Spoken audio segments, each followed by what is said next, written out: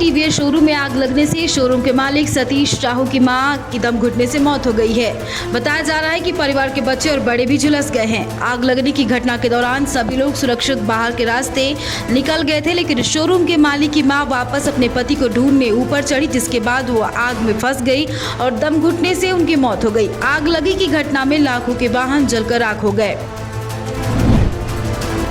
झरिया के फुलवारी बाग में सुबह मां और बेटे की संदिग्ध स्थिति में शव बरामद हुआ है। शव मिलने से इलाके में सनसनी फैल गई है। वहीं शव मिलने की सूचना पे घटनास्थल पे लोगों की भीड़ उमड़ पड़ी। पूरे मामले की जानकारी पुलिस को दी गई है। पुलिस फिलहाल पूरे मामले की तहकीकात में जुटी हुई है। पलामू उपायुक्त ए दोडे ने पाटन प्रखंड कार्यालय का औचक निरीक्षण किया। इस दौरान अंचलाधिकारी लाल बाबू को फटकार लगाई। उन्होंने प्रखंड और अंचल के कई अभिलेखों का अवलोकन किया। सभी अभिलेखों को दुरुस्त करने की बात कही। प्रखंड कार्यालय का निरीक्षण के पश्चात कई कर्मचारी अनुपस्थित पाए गए। इस पे उपायुक्त ने अनुपस्थित सभी कर्मचारियों की हाजिरी काट दी। साथ ही कार्यालय से गायब सभी कर्मियों से स्पष्टीकरण के लिए BDO CO को निर्देशित किया।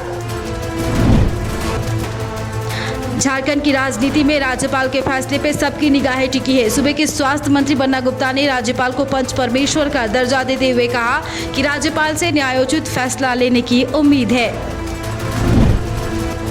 रेलवे के चंद्रपुरा दुग्धा यार्ड रेल लाइन के निमिया मोड़ के समीप एक चलती मालगाड़ी 2 हिस्सों में बंट गई। 59 डिब्बों वाली मालगाड़ी को भोजुडी जाना था और उनके सभी डिब्बे खाली थे। बताया गया है कि बिरसा बस्ती के नजदीक झटकों के बीच जुड़े डिब्बे अलग हो गए और इसके कारण रेलवे क्रॉसिंग जाम हो गई। वहीं रेलवे ट्रैक से होकर गुजरना भी मुश्किल हो गया। जाम लगभग 40 मिनट तक रहा। बाद में दोनों भागों को जोड़कर ट्रैक को आगे के लिए रवाना किया गया। चालक ने वैक्यूम किए जाने की आशंका जताई है।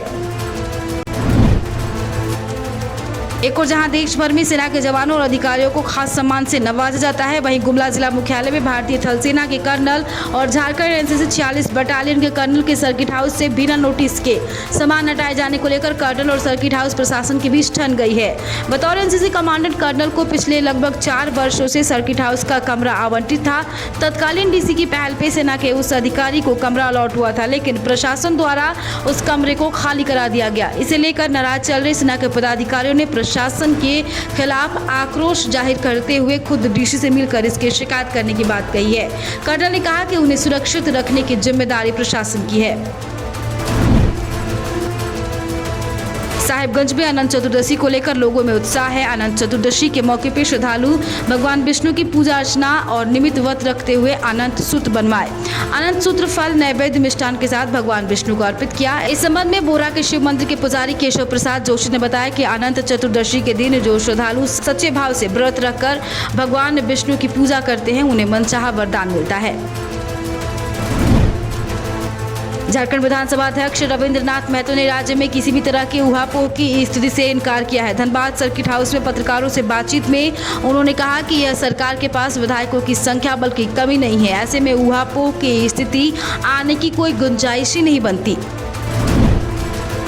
झारखंड के ग्रामीण विकास मंत्री आलमगीर आलम ने 1932 खतियान आधारित नियोजन नीति पे मुख्यमंत्री हेमंत सोरेन का बचाव करते हुए कहा कि भाजपा को 1932 खतियान आधारित नियोजन नीति पे बात करने का कोई हक नहीं है। ऐसे पहले भाजपा विधायक राजू सिन्हा ने मुख्यमंत्री हेमंत सोरेन के उस बयान की खिंचाई की थी, जिसमें मुख्यमंत्री ने 1932 खतियान आधारित नीति पे आगे बढ़ने की बात कही थी। अंतर्राष्ट्रीय साक्षरता दिवस के अवसर पर झरिया में जरूरतमंद छात्रों के बीच स्कूल बैग का वितरण किया गया। जागरूकता रैली में जिले के विभिन्न कोलियरी क्षेत्रों से 50 से अधिक बच्चों ने भाग लिया।